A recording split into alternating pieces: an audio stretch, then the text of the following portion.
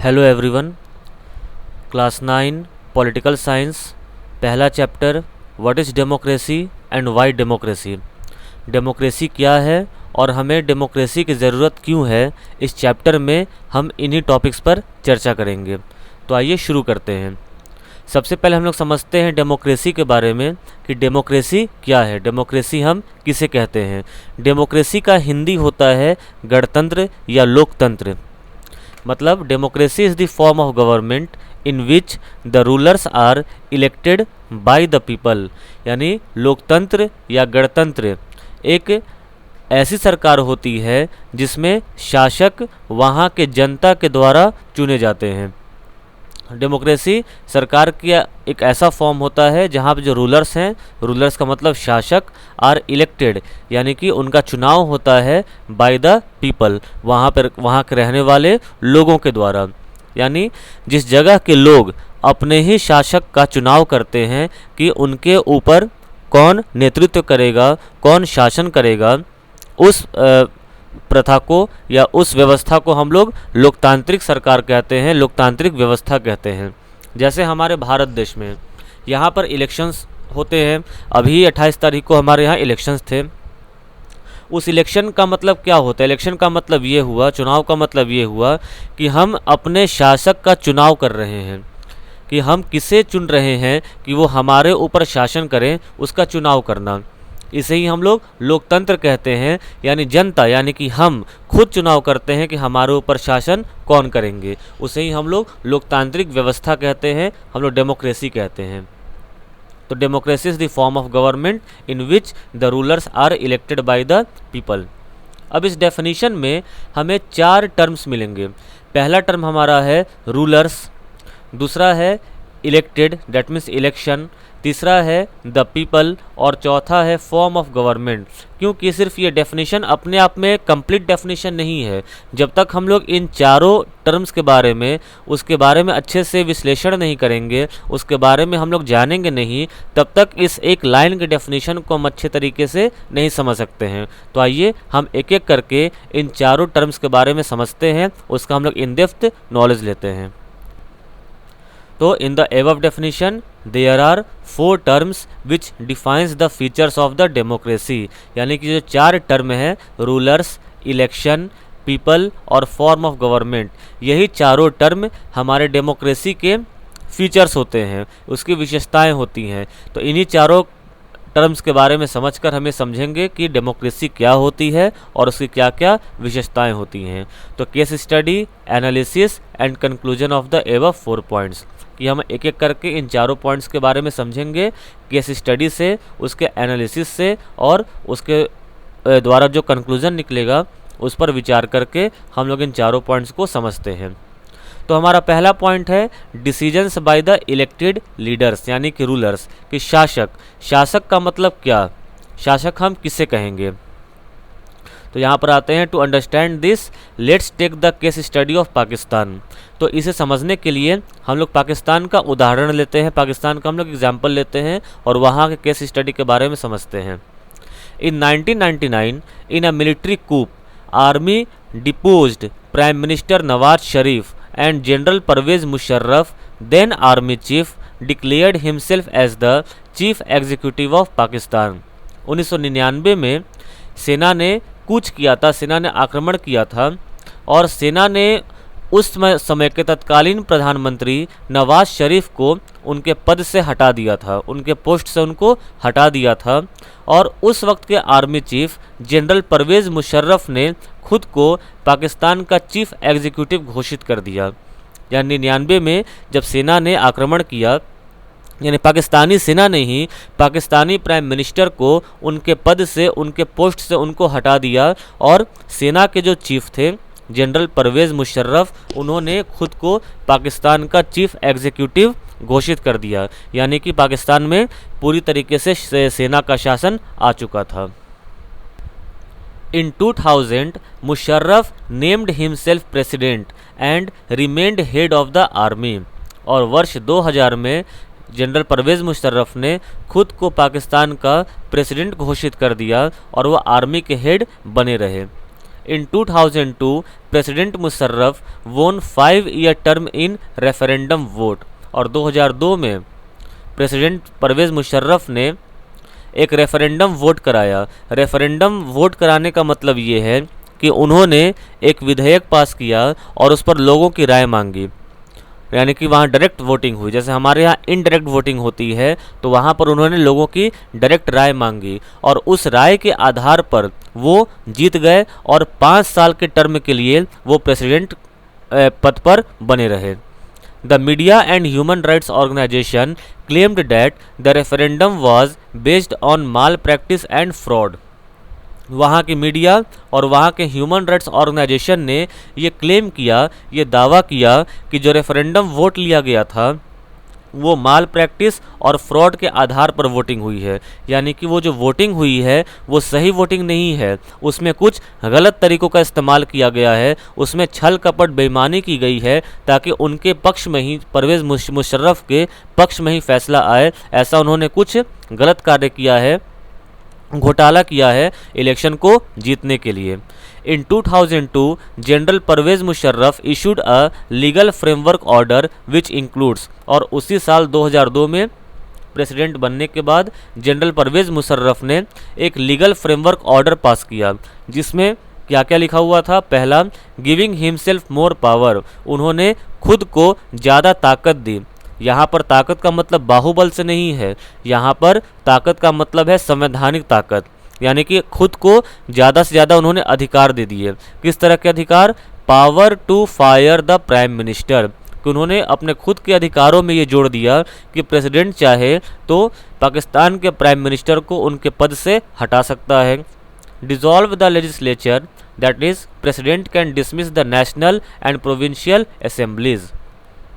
इसका मतलब कि प्रेसिडेंट अगर चाहे तो वहाँ का जो जैसे हमारे यहाँ संसद है, पार्लियामेंट है, तो उसी तरह वहाँ पर नेशनल और प्रोविंशियल असेंबलीज होती थी।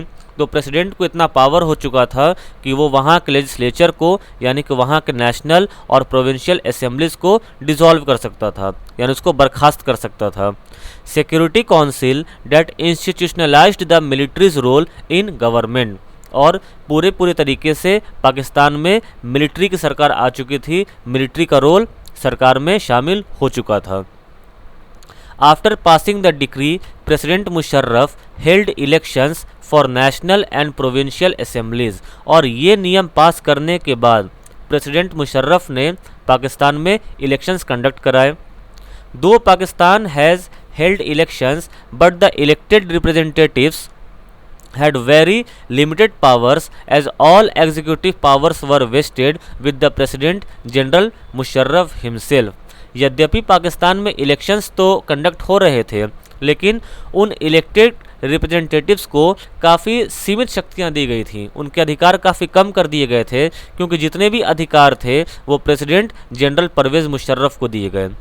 तो आइए पाकिस्तान के बारे में फिर से हम लोग समझते हैं। तो उसमें क्या हुआ कि 1999 में सेना ने कूच किया और पाकिस्तानी आर्मी ने तत्कालीन पाकिस्तानी प्रधानमंत्री नवाज शरीफ को उनके पद से हटा दिया और आर्मी के चीफ जनरल परवेज़ मुशर्रफ ने खुद को पाकिस्तान का चीफ एग्जीक्यूटिव घोषित कर दिया। वर्ष 2000 में जनरल परवेज़ मुशर्रफ ने खुद को पाकिस्तान का प्रेसिडेंट घोषित किया और आर्मी के हेड बने रहे। 2002 में ही प्रेसिडेंट परवेज़ मुशर्रफ ने एक रेफरेंडम वोटिंग कराई, उस वोटिंग में वो जीत गए और 5 ईयर टर्म के लिए वो प्रेसिडेंट वहाँ के बने रहे। मीडिया और ह्यूमन राइट्स ने यह दावा किया कि जो रेफरेंडम वोट कराई गई थी वो माल प्रैक्टिस और फ्रॉड के आधार पर कराई गई थी, यानी कि गलत तरीक़ों का इस्तेमाल किया गया था रेफरेंडम वोट में अपने पक्ष में वोटिंग पाने के लिए। वर्ष 2002 में जनरल मुशर्रफ ने एक लीगल फ्रेमवर्क ऑर्डर पास किया, जिसमें उन्होंने खुद को ज़्यादा संवैधानिक शक्तियाँ दी।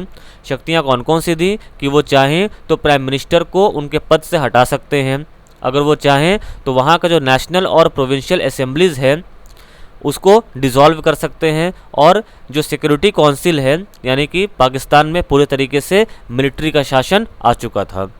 इस नियम को पास करने के बाद प्रेसिडेंट मुशर्रफ ने पाकिस्तान में इलेक्शंस को कंडक्ट कराया। और ये इलेक्शन सिर्फ दिखावे के लिए था, क्योंकि पाकिस्तान में इलेक्शन तो हो रहे थे लेकिन जो इलेक्टेड रिप्रेजेंटेटिव्स थे उनकी शक्तियाँ काफ़ी सीमित थीं और सारी की सारी शक्तियाँ पाकिस्तान के प्रेसिडेंट जनरल परवेज़ मुशर्रफ के पास रह गई थीं। तो इस घटनाक्रम से हम लोग क्या एनालाइज करते हैं, हम लोग एनालाइज ये करते हैं कि there are many reasons why Pakistan under general Musharraf cannot be called democratic.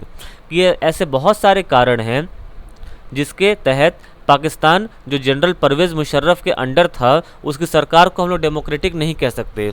अब यहाँ पर हम लोग ये तर्क करते हैं कि क्या हमने पाकिस्तान का जो केस स्टडी देखा उस बुनियाद पर क्या हम पाकिस्तान को डेमोक्रेटिक कंट्री कह सकते हैं, क्योंकि डेमोक्रेसी का फॉर्मूला हमने डेमोक्रेसी का डेफिनेशन हम लोगों ने क्या पढ़ा कि democracy is the form of government where rulers are elected by the people. जहाँ पर लोगों के ऊपर शासन कौन करेगा उसका चुनाव वहाँ की जनता करेगी। तो जैसा कि हम लोगों ने यहाँ पर पढ़ा कि पाकिस्तान में भी चुनाव हुए और चुनाव में वोट किसने किया, जनता ने किया। तो जो रिप्रेजेंटेटिव्स आए, जो इलेक्टेड रिप्रेजेंटेटिव हुए वो किसके हुए, जनता के हुए। तो डेफिनेशन के आधार पर तो हम ये कह सकते हैं कि ये पाकिस्तान जो डेमोक्रेटिक कंट्री है, लेकिन सिर्फ डेफिनेशन के सेंटेंस को पढ़कर हम ये कह सकते हैं। आइए हम उसका मतलब समझते हैं। तो यहाँ पर एनालिसिस में ये कहा जा रहा है कि ऐसे बहुत सारे कारण हैं जिनमें हम पाकिस्तान को डेमोक्रेटिक कंट्री नहीं कह सकते। क्यों, आइए समझते हैं। People may have elected their representatives to national and provincial assemblies, but these representatives didn't have any decision-making power, hence cannot be termed as rulers of Pakistan। कि लोगों ने भले ही पाकिस्तान में चुनाव हुए, लोगों ने अपने वोट को कास्ट किया और लोगों के चुने हुए प्रतिनिधि ही सरकार में सत्ता में जाकर बैठे, लेकिन सरकार चुनने का मतलब क्या, सरकार चुनने का मतलब ये होता है कि चुनी हुई सरकार को ही कोई भी निर्णय लेने का पूरा अधिकार होता है। उसके पास पूरी पावर्स होती है कि वो किसी भी तरह का निर्णय ले सके। जैसे हम अपने यहाँ जो सरकार चुनते हैं, तो जो सरकार चुनी जाती है उसे ही पूरा अधिकार होता है, उसके पास पूरी शक्तियाँ होती हैं कि वह हमारे देश के लिए, हमारे लिए किसी भी निर्णय को ले सके। उसके लिए उसे किसी और की सहायता नहीं है। लेकिन पाकिस्तान में क्या था कि वहाँ पर इलेक्शंस तो कंडक्ट हुए थे, लेकिन उन इलेक्टेड रिप्रेजेंटेटिव्स के पास किसी भी डिसीजन को लेने का अधिकार नहीं था। अधिकार क्यों नहीं था, क्योंकि वो अधिकार जनरल परवेज़ मुशर्रफ ने अपने पास ही सुरक्षित रखे थे। यानी कि जनता के चुने हुए जो रिप्रेजेंटेटिव हैं, जो प्रतिनिधि हैं, उनके पास किसी भी निर्णय को लेने का कोई अधिकार नहीं था। इसलिए उस टर्म हम लोग कह सकते हैं कि वो जनता के चुने हुए प्रतिनिधि तो हैं, लेकिन पाकिस्तान के रूलर्स नहीं हैं, पाकिस्तान के शासक नहीं हैं, क्योंकि शासक के पास ही पूरी शक्तियाँ होनी चाहिए किसी भी तरह के निर्णय को लेने के लिए। The power to take final decisions rest with the army officers and with General Musharraf, and they are not elected by the people। और जो शक्तियाँ थीं, जो अधिकार था फाइनल डिसीजन लेने का, वह आर्मी ऑफिसर्स के पास था, वह जनरल परवेज़ मुशर्रफ के पास था। और ये आर्मी ऑफिसर्स या जनरल परवेज़ मुशर्रफ लोगों के द्वारा चुने हुए प्रतिनिधि नहीं थे। यानी हमने यहाँ एक चीज़ देखा कि ये डेफिनेशन तो पहले कह रहा है कि democracy is the form of government where rulers are elected by the people, लेकिन अगर हम इसके तह में जाएंगे तो rulers are elected by the people का मतलब ये होता है कि जनता के चुने हुए प्रतिनिधि के पास किसी भी निर्णय को लेने का, किसी भी डिसीजन को लेने का पूरा पावर होना चाहिए, पूरा अधिकार होना चाहिए। लेकिन पाकिस्तान के केस में जनता के चुने हुए जो प्रतिनिधि हैं उनके पास डिसीजन लेने का कोई भी पावर नहीं था, और जिनके हाथों में डिसीजन को लेने का अधिकार था वो जनता के चुने हुए प्रतिनिधि नहीं थे। तो इस बुनियाद पर हम लोग कह सकते हैं कि पाकिस्तान में डेमोक्रेटिक गवर्नमेंट नहीं है। तो यहाँ से कंक्लूजन क्या निकलता है, कंक्लूजन ये निकलता है, in a democracy the final decision making power must rest with those elected by the citizens. कि एक लोकतंत्र में, एक गणतंत्र में जो अंतिम निर्णय लेने की जो शक्ति होती है, जो अंतिम निर्णय लेने का जो फैसला होता है, वह उनके पास होना चाहिए जो जनता के द्वारा चुने गए हैं। अगर जनता के द्वारा चुने गए प्रतिनिधि के पास किसी भी डिसीजन को लेने का अगर अधिकार नहीं है तो हम उसे एक डेमोक्रेटिक कंट्री नहीं कह सकते हैं। तो पहला पॉइंट हमारे यहाँ पर यह क्लियर हुआ कि in a democracy the final decision making power must rest with those elected by the citizens. कि rulers are elected by the people, तो यहाँ रूलर्स का मतलब ये हुआ कि सिर्फ जनता के चुने हुए प्रतिनिधि ही नहीं, बल्कि उस प्रतिनिधि के पास निर्णय लेने का, डिसीजन लेने की पूरी क्षमता होनी चाहिए, उसके पास किसी भी निर्णय को लेने का पूरा अधिकार होना चाहिए, और अगर वो अधिकार नहीं है तो वो एक डेमोक्रेटिक कंट्री नहीं है। तो यहाँ पर हमने ये पहला पॉइंट समझा कि decisions by the elected leaders, हमने पाकिस्तान के केस स्टडी से हमने इस चीज़ को समझा। तो यहाँ पर क्वेश्चंस एग्जाम में कैसे राइज हो सकते हैं, या तो क्वेश्चन डायरेक्टली पूरा आ जाए कि explain the case study of Pakistan, कि पाकिस्तान की क्या हालात है उसके केस स्टडी को एक्सप्लेन कीजिए, या using the case study of Pakistan justify the statement that in a democracy the final decision making power must rest with those elected by the citizens।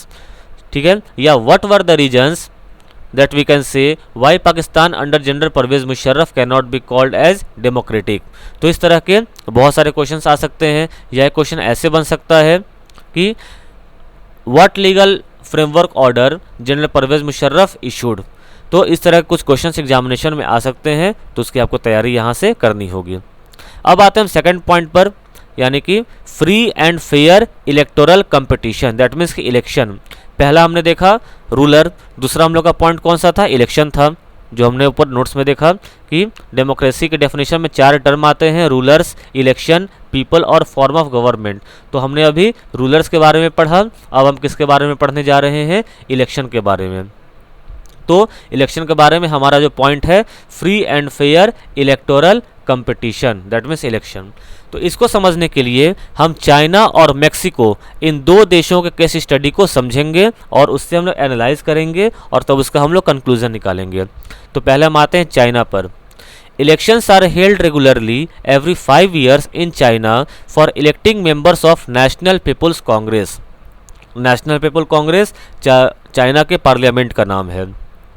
तो चाइना में हर 5 वर्ष पर इलेक्शन कंडक्ट कराया जाता है ताकि नेशनल पीपल कांग्रेस के मेंबर्स का चुनाव हो सके, यानी चाइनीज पार्लियामेंट के मेंबर का चुनाव हो सके। To be a part of national people's congress a candidate needs the approval of Chinese communist party. लेकिन नेशनल पीपल्स कांग्रेस यानी कि वहाँ के पार्लियामेंट का मेंबर बनने के लिए उस कैंडिडेट को चाइनीज कम्युनिस्ट पार्टी का अप्रूवल लेना पड़ेगा।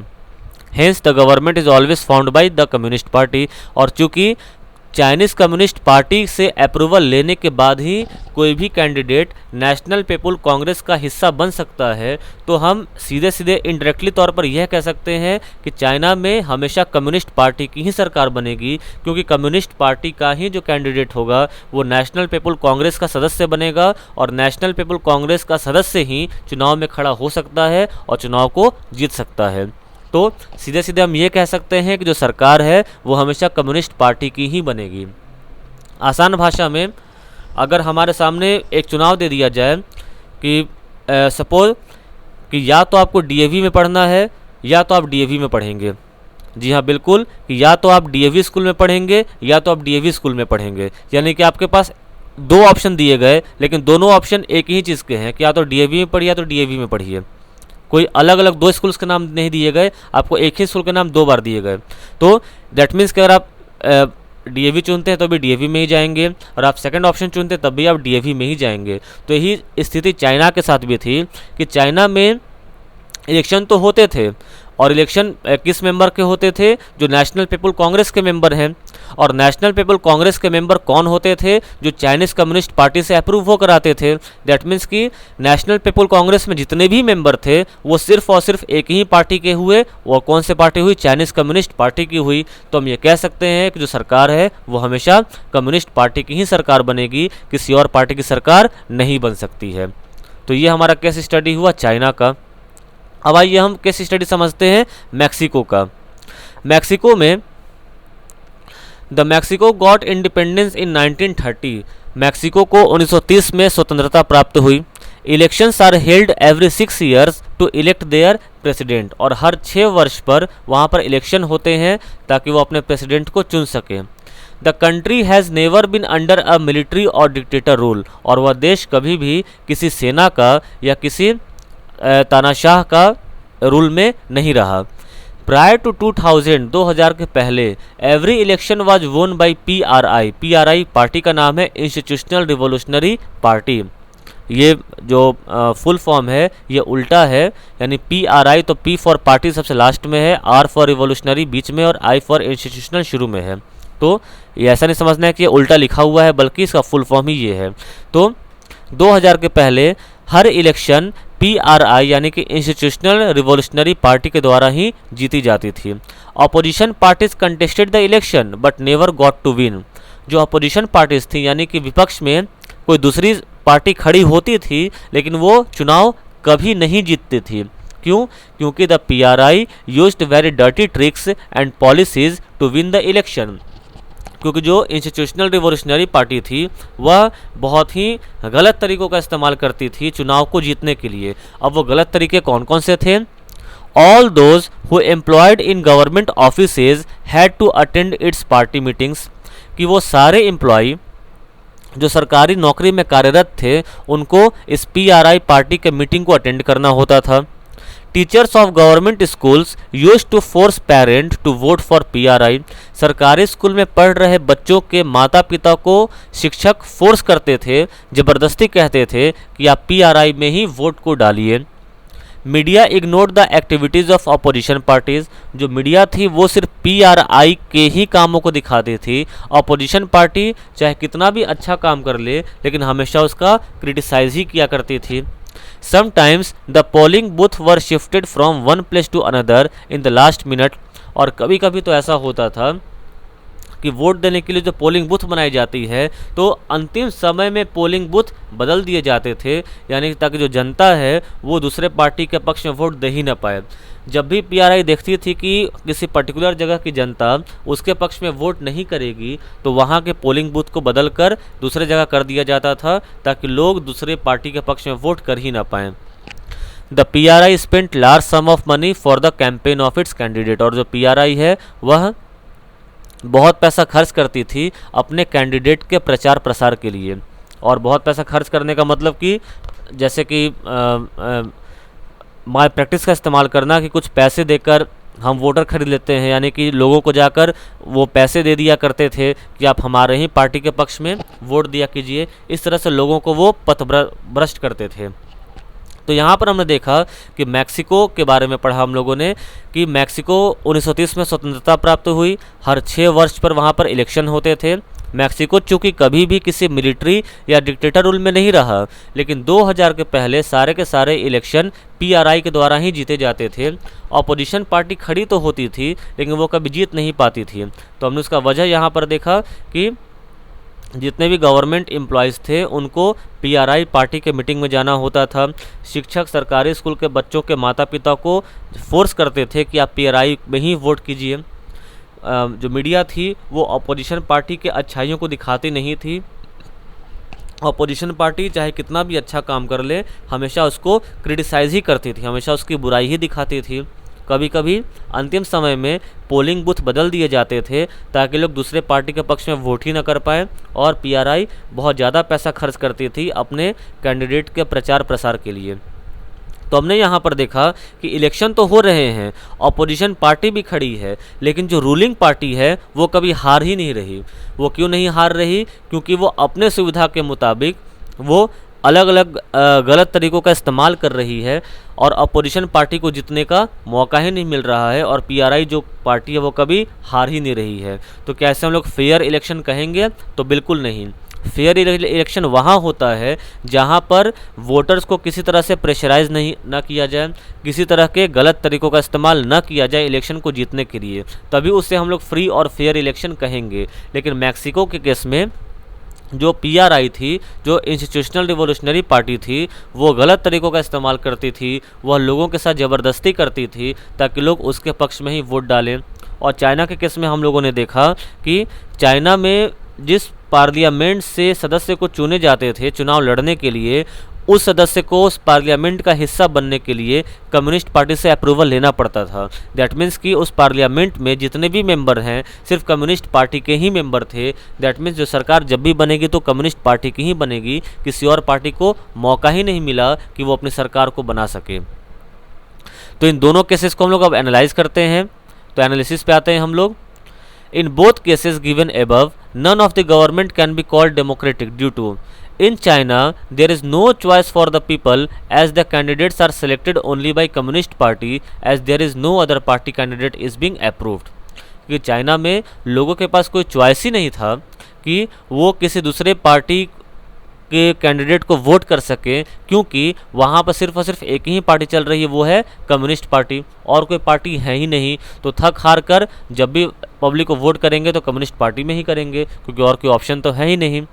और मैक्सिको में क्या हुआ?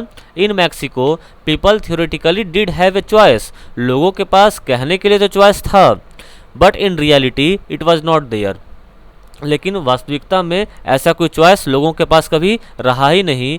Because the ruling dominant party never allowed the opposition party to come to power, क्योंकि जो रूलिंग पार्टी है उसने अपोजिशन पार्टी को कभी सत्ता में आने का मौका ही नहीं दिया।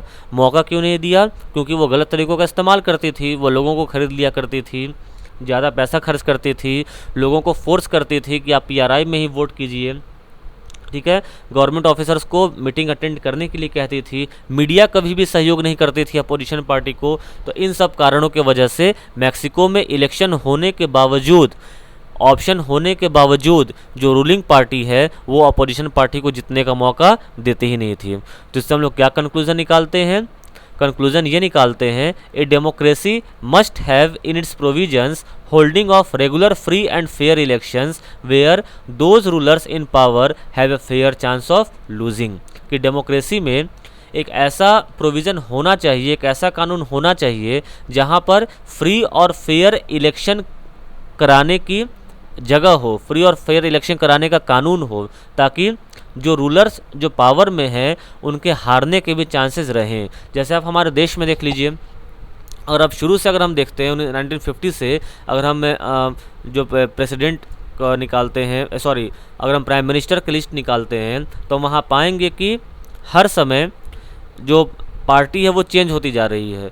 शुरू में कांग्रेस थी, बीच में फिर बीजेपी आई, फिर से कांग्रेस आई, फिर से बीजेपी आई, यानी कि एक ही पार्टी की सरकार नहीं चलती आ रही है, बल्कि वो पार्टियां समय दर समय बदलती भी जा रही हैं। जैसा लोगों ने वोट किया उस पार्टी का शासन हुआ। यानी जो पार्टी शासन में है वो किसी भी तरह के माल प्रैक्टिस का इस्तेमाल कर ही नहीं सकती खुद को जीतने के लिए। वह पूरे के पूरे जनता के हाथों में है कि वो किसे जिताए और किसे हराए। तो डेमोक्रेसी तभी होगी जब अगर इलेक्शन हुए, लेकिन इलेक्शन फ्री एंड फेयर होने चाहिए। सिर्फ दिखावे के लिए इलेक्शन होने से काम नहीं चलेगा। अगर इलेक्शन में कोई ऑप्शन ही ना हो या रूलिंग पार्टी अपोजिशन पार्टी को मौका ही ना दे रूल करने का, तो उसे हम लोग फ्री और फेयर इलेक्शन नहीं कहेंगे, और इलेक्शन होने के बावजूद उसे हम डेमोक्रेटिक कंट्री नहीं कहेंगे। तो हमने यहाँ पर 2 केस स्टडी देखा। पहला रूलर के बारे में कि रूलर सिर्फ चुने जाने से ही वो डेमोक्रेटिक कंट्री नहीं हो जाता। अगर रूलर के पास शासक के पास अगर डिसीजन लेने का पावर नहीं है तो भी उसे हम लोग डेमोक्रेटिक नहीं कहेंगे। और दूसरा ये कि अगर इलेक्शन होता है और उस इलेक्शन में अगर फेयर मीन्स का इस्तेमाल नहीं होता, किसी और पार्टी को मौका नहीं मिलता, तो भी उससे हम लोग फ्री एंड फेयर इलेक्शन नहीं कहेंगे। और अगर फ्री और फेयर इलेक्शन नहीं हुआ तो उससे हम लोग डेमोक्रेटिक कंट्री नहीं कहेंगे। तो हमने यहाँ पर 2 केस स्टडी के बारे में पढ़ा जो डेमोक्रेसी के फीचर्स हैं। इस वीडियो में इतना ही। अगले वीडियो में हम बाकी के 2 फीचर्स के बारे में पढ़ेंगे। डेमोक्रेसी के मेरिट्स और डिमेरिट्स के बारे में पढ़ेंगे, और हम डेमोक्रेसी के ब्रॉडर मीनिंग के बारे में जानेंगे कि डेमोक्रेसी वास्तविकता में है क्या। इस टॉपिक में, इस वीडियो में अगर कुछ समझ में ना आया हो तो कमेंट सेक्शन में कमेंट करके पूछ सकते हैं, वहाँ पर आपको इसका जवाब मिल जाएगा। Thank you.